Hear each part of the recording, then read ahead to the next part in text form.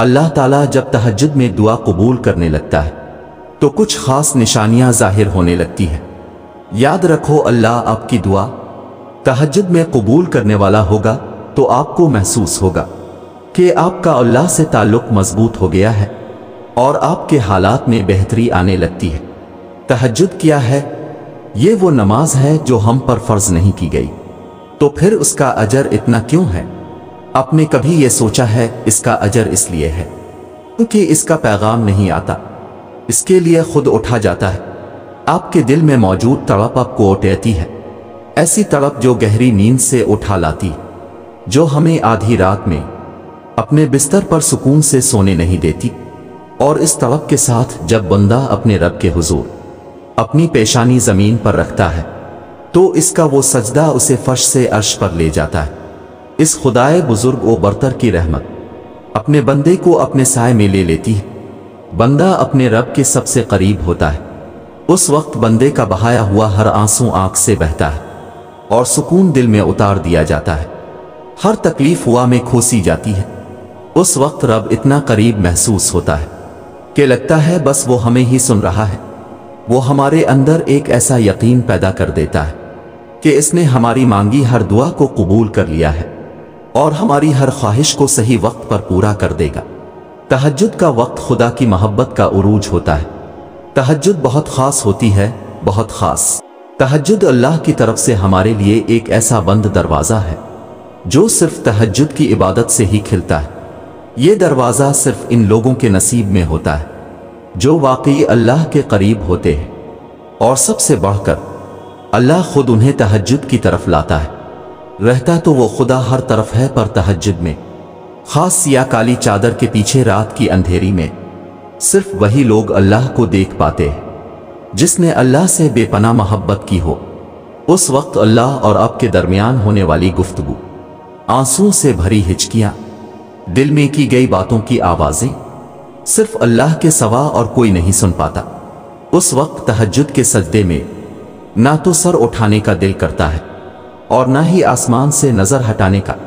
اور اگر ایسا ہو جائے کہ کبھی اسی دوران تمہاری اللہ سے تہجد میں ملاقات ہو جائے اور وہ تمہارے روبرو آ جائے، وہ منظر تمہارے لیے معجزہ سے کم نہیں۔ تہجد پڑھنے والوں کے لیے معجزے غیب سے اتارے جاتے ہیں۔ رات کی تاریکیوں میں جب کوئی شدت سے اللہ کو پکارتا ہے تو سارے عرش والے اس کی جانب متوجہ ہو جاتے ہیں۔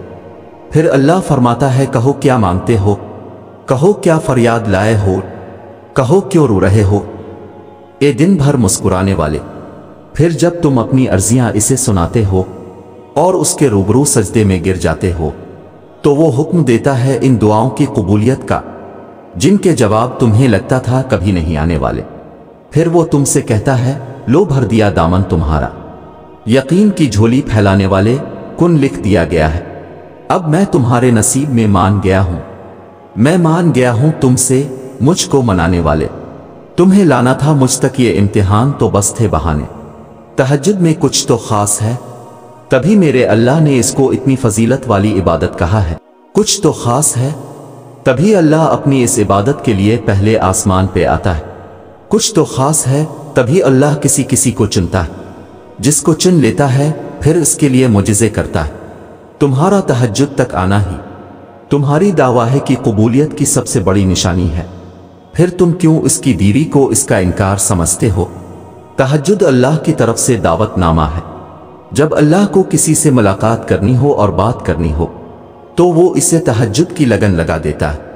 جب یہ سارا جہاں خاموش ہوتا ہے، پھر رات کی تاریکی کے اس عالم میں خدا اپنے بندے سے ہم کلام ہوتا ہے، اور تب یوں محسوس ہوتا ہے جیسے شاہ رگ کی حدوں کو توڑے ہوئے وہ رب ہم میں سما گیا ہے، اور محبت کی کیفیت دوڑنے لگتی ہے۔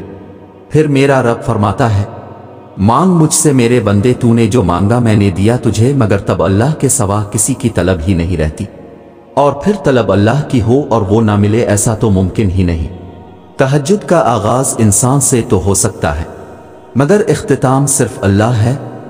دل میں اوٹیتی ہوئی مسلسل تکلیف جب رات بھر جگائے رکھتی ہے تو روح کی بے چینی اللہ کے روبرو لا کر کھڑا کر دیتی ہے۔